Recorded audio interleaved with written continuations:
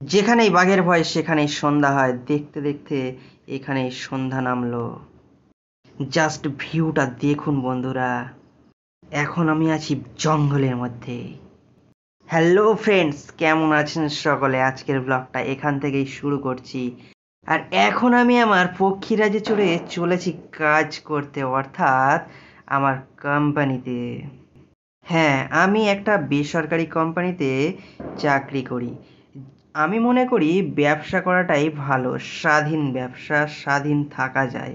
আবার যারা ব্যবসা করে আমার সেই সমস্ত বন্ধুরা বলে না, চাকরি করাটাই ভালো, কোনো হেডেক থাকে না। আসলেই নদীর এপার কহে ছাড়িয়া দীর্ঘশ্বাস, ওই পারেতে সর্বসুখ আমার বিশ্বাস। সেই রকমই একটা ব্যাপার, যে যে জায়গায় আছে তার নিজের জায়গায় সে অসন্তুষ্ট, এটাই চলছে এখন দুনিয়া। তো কথা না বাড়িয়ে একটু রাস্তার লুকটা দেখিয়ে দিই। এই যে রাস্তার একপাশে বড় জলাশয়, এখানে অনেকে মাছ টাছ ধরে। আপনাদের উৎসাহ পেলে একদিন মাছ ধরার ভ্লগও করে দেখাবো।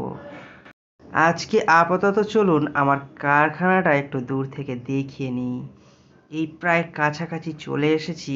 আর কারখানার ভিতরে তো ব্লগ করা সম্ভব নয়, কারণ চারিদিকে সেখানে সিসিটিভি ফুটেজে ধরা পড়লেই সমস্যা। আমার ব্যবসায়ী বন্ধুরা মনে করে যে সকাল হলো আমরা কাজে গেলাম আর সন্ধ্যা হলে বাড়ি আসলাম, দিব্যি মাস গেলে মোটা টাকা মাইনে পাওয়া যায়। কিন্তু ব্যাপারটা এমন নয়।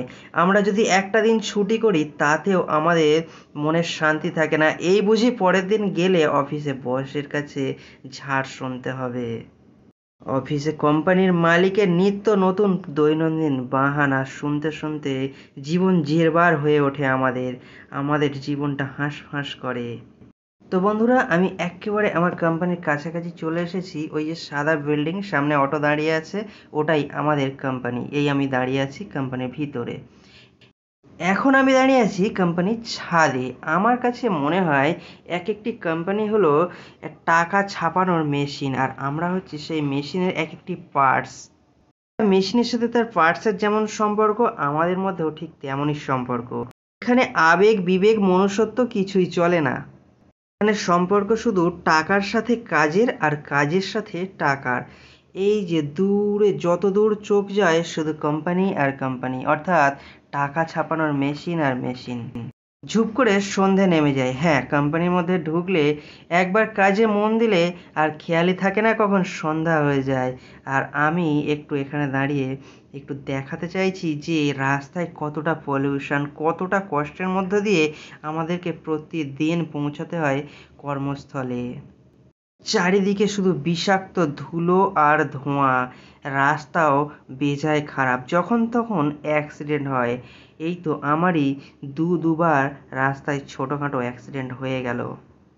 যাই হোক, আপনাদেরকেও বলছি রাস্তায় সাবধানে চলাফেরা করবেন, ভালো থাকবেন, সুস্থ থাকবেন।